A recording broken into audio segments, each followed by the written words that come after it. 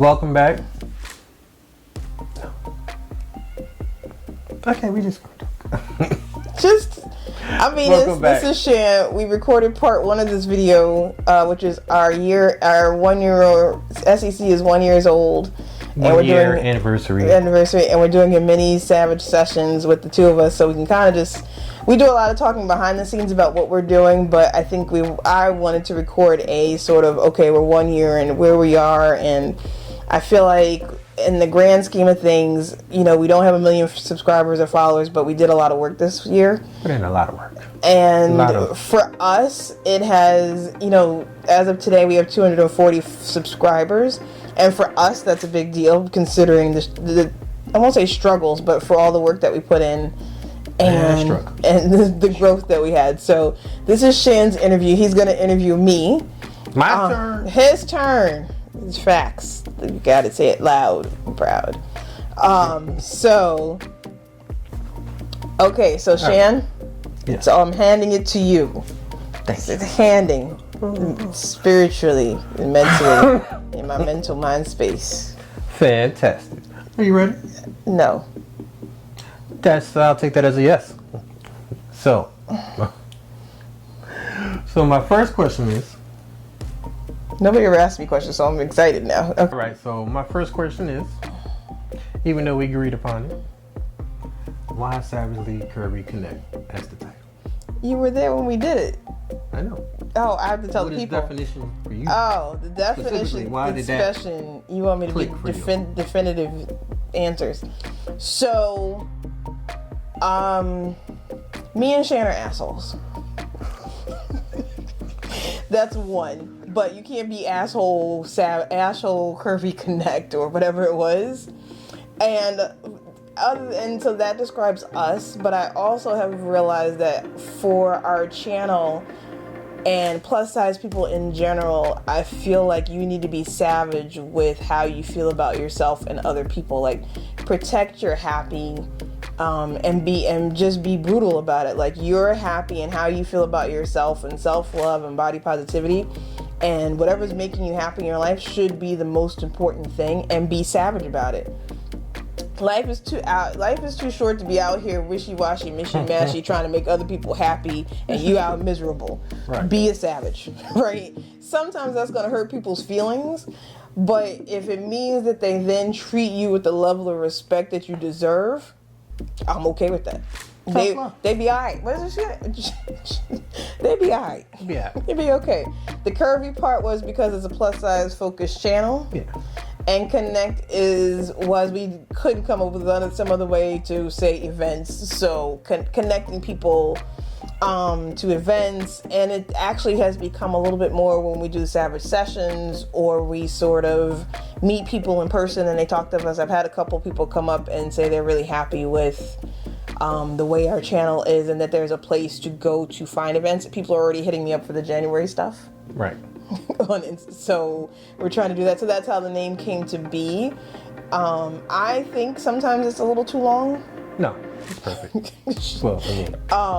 But it describes us perfectly. And we shorten it to SCC when we don't feel like saying all the words. So that's the way that works. Okay, so it does match, and we are savages. It brings a balance. Yeah. I also feel like sometimes there's a lot of our name isn't like anybody else's, really. Yeah, only other savage you really find is Fenty. Rihanna. That's about it. Hopefully we won't get it. Yes. That happened when we were trying to find a name. Every time we use some combination of savage, it would come up with Rihanna somewhere. I'm all right with it. Okay, hey Rihanna, how you doing? Okay. Hi Rihanna. She's never gonna watch this. Anyway, so yeah, that's who we are. It's how we came to be, and it describes us, what we're about, what we're trying to put out in the world, and our brand. Which it took me a long time to realize that we had a brand.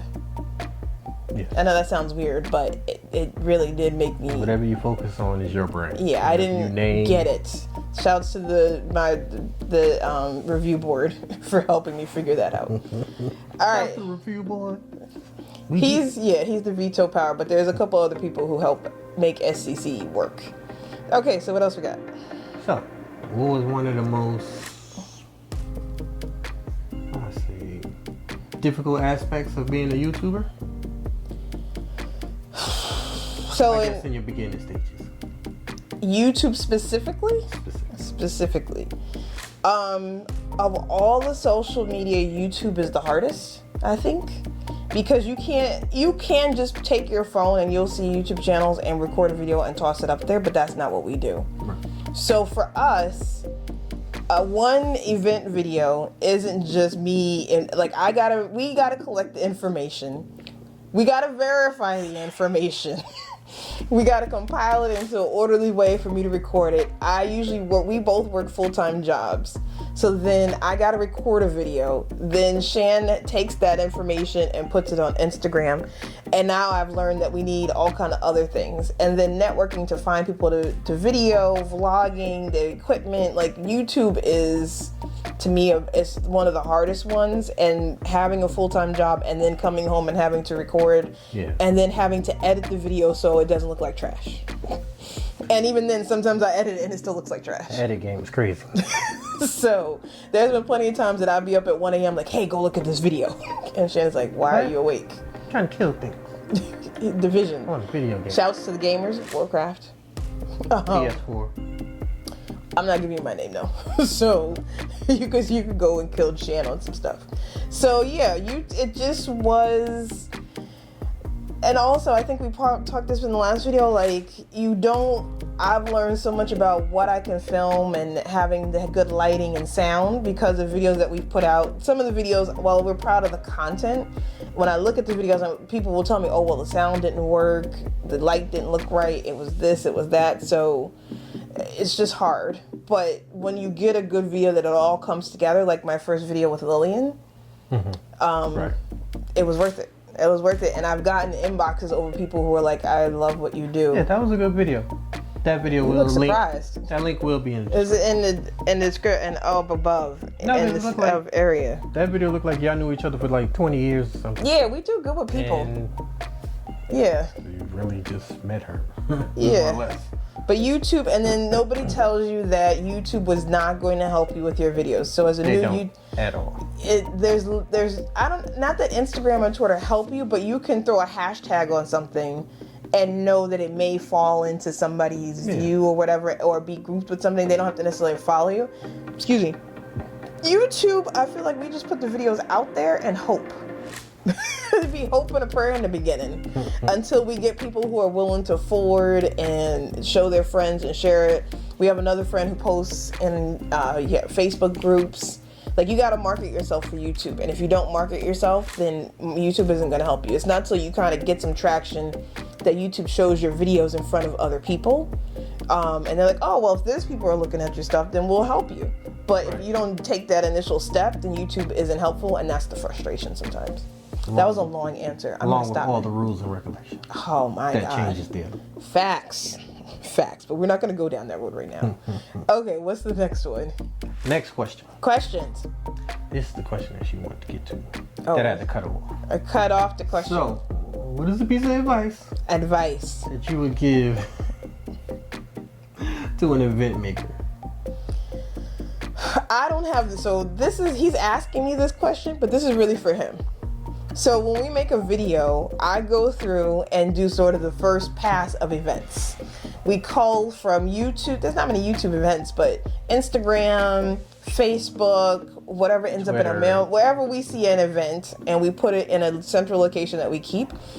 And I'll just be like, so-and-so is having an event, and here's the date, and maybe I mention the price, and always go to the organizer for more information. And that's my job. That's all I have to do with this. Shan, on the other hand, and he did this all on his own, and this is why he's partner, will then give you all this information on Instagram. So he'll put the flyer up, and if you're not following us on Instagram, I need you to go ahead and make that happen.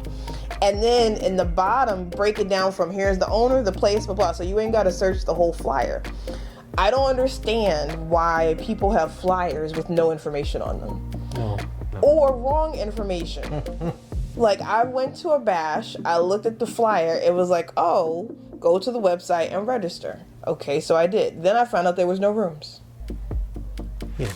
Doesn't when you go say to it on the website. not on the actual website, I had to go to the private Facebook group, and then they happened to mention it one day. Why is the website not updated? Why do we not have? Oh, go ahead. One day, way after it was sold out. Yeah. That's not how it is. No, why is the website not being updated? Or we'll go to the Instagram page, but that's not the Instagram page. Like the Instagram page on the flyer is not the Instagram page for the event. Right.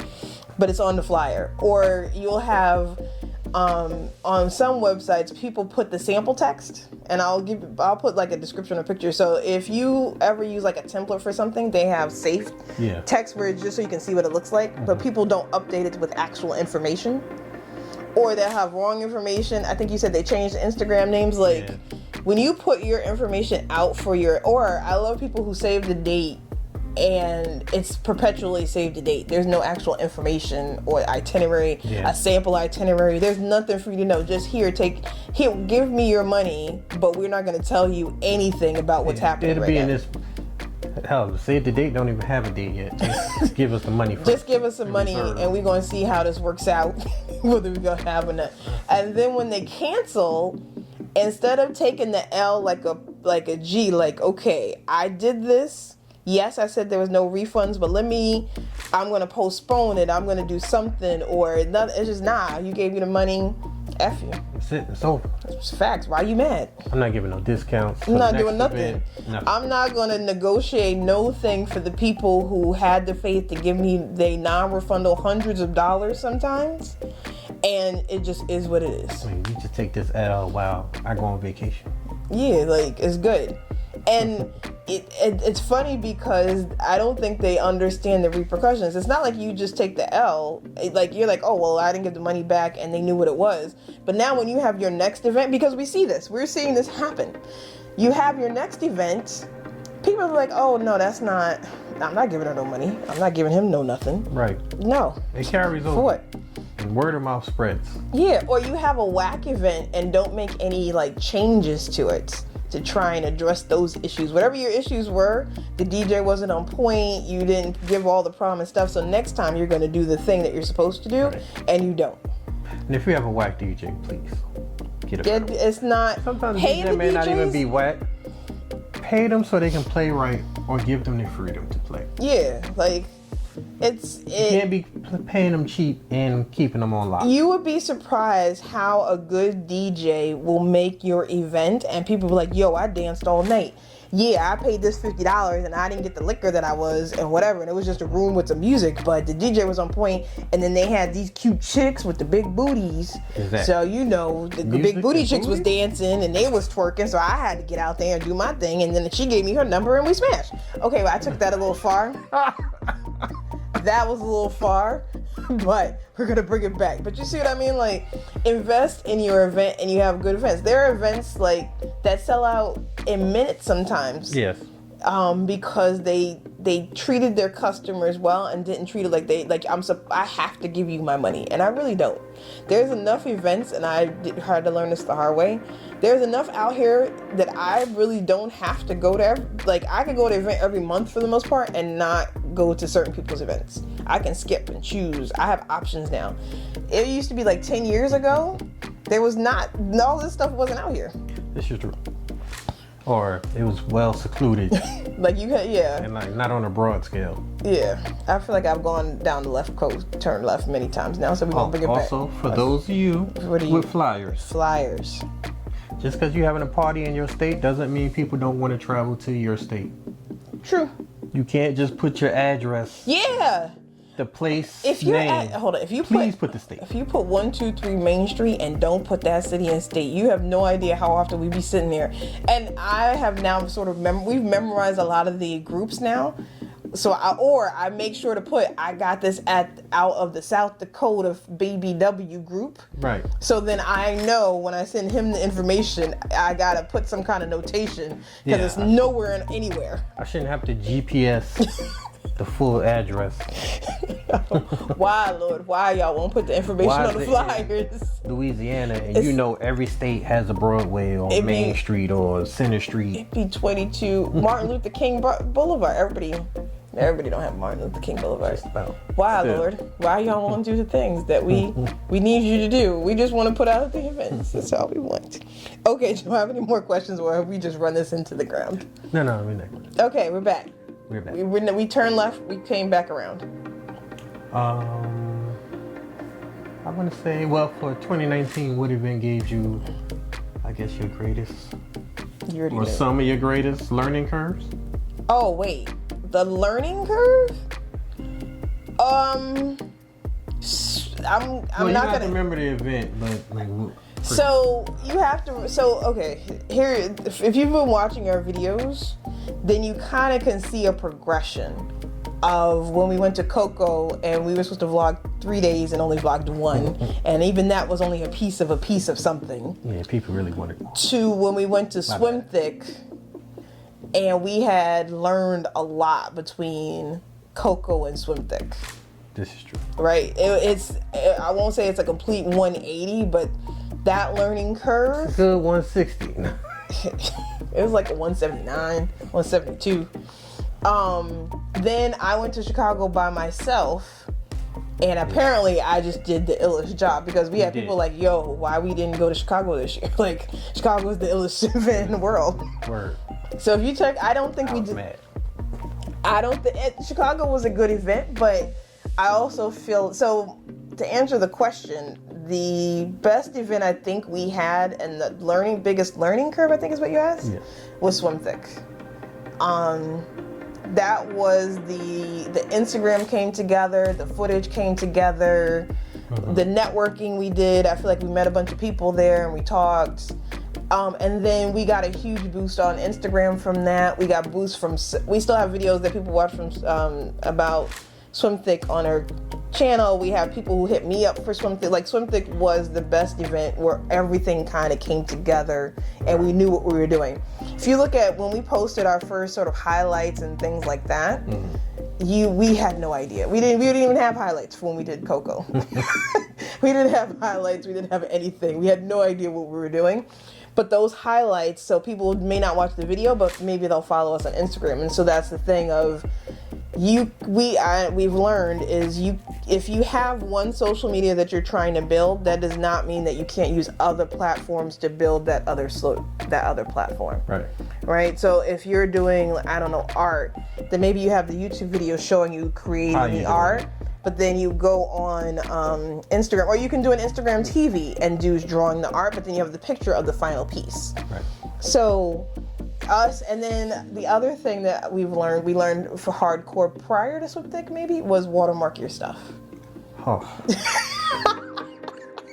We won't go into details as how we learned that lesson the hard way. Yes, that was a hard pill to swallow. Oh my goodness. Watermarking, like you see people watermark their stuff, and you even see people get jacked for their pictures. But when you are the participant in that picture, that was hard. It hit different. Oh my goodness. And people are like, well, it's not that big a deal. You just don't think it's gonna be a big deal. You don't, and this is the other thing, like, you don't know what picture or video or Twitter or whatever it is going to be that people are jump on and build. And so it'll just go off. Right, and that's what happened to us. We had a picture that was out there, and we're still small relatively, so any growth that we have is huge. And we had a picture go out there and with no watermark, none. And it took off. And with no watermark. It was so salty.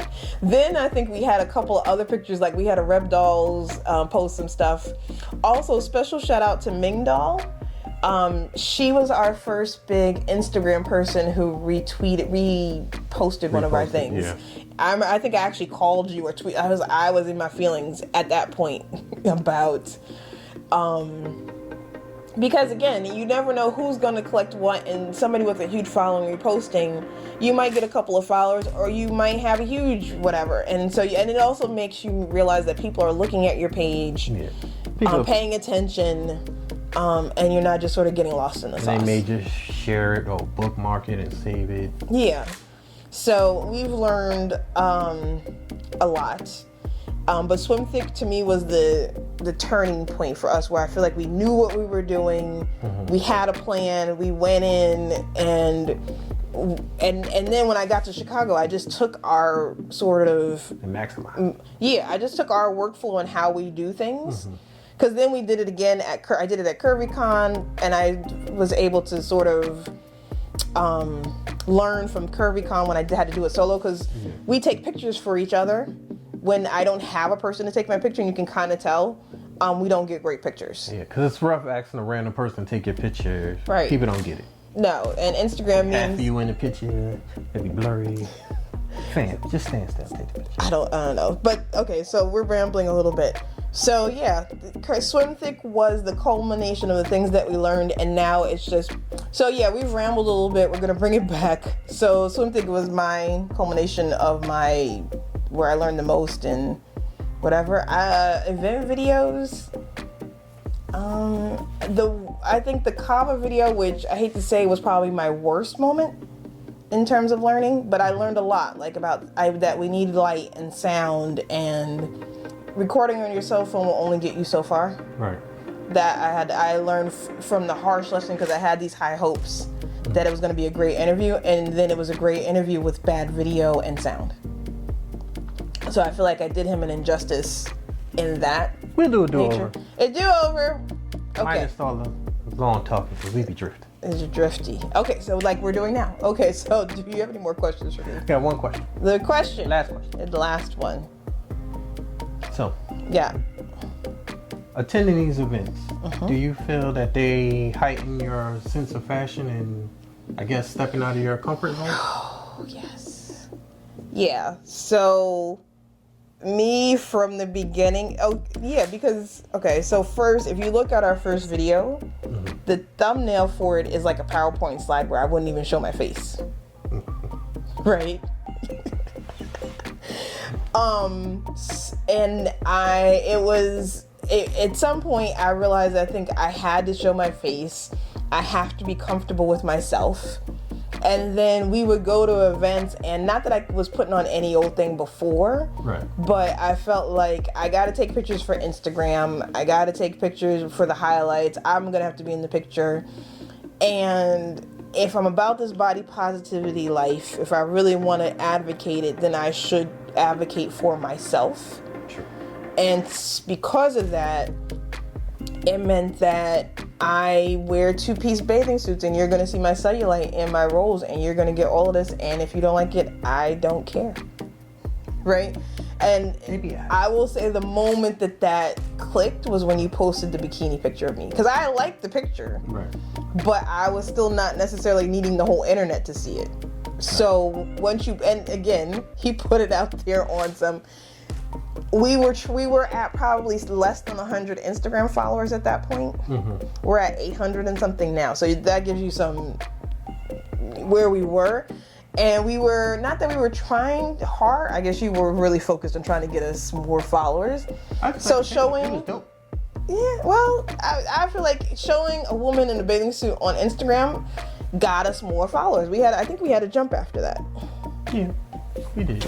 So but it was a dope pic. It was a dope picture, but I also do think I have stepped up my game. Like I realized I bought some bathing suits for next year.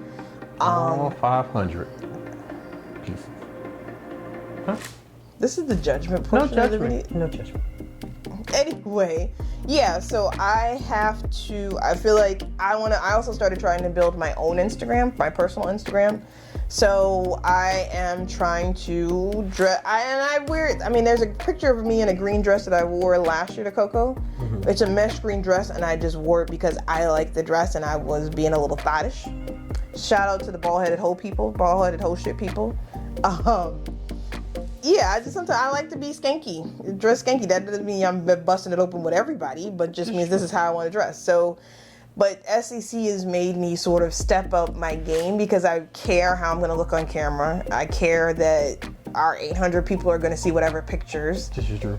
And as a fat chick, I want to look cute and attractive while I'm advocating that you're going to see my rolls. And styling on it. Right. So there's a balance. I don't wear I always purposely don't wear foundation because don't have the greatest skin, in my opinion. I don't think my skin is horrible, but I'm a little self-conscious. But I'm like, you're gonna get this skin, like it or don't like it. I'm not trying to have to wear a full face of makeup to make somebody else feel comfortable.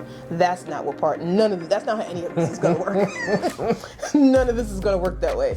So I just think that, yeah, it really did make me work harder to dress better. Not dress better, but dress up more. Right.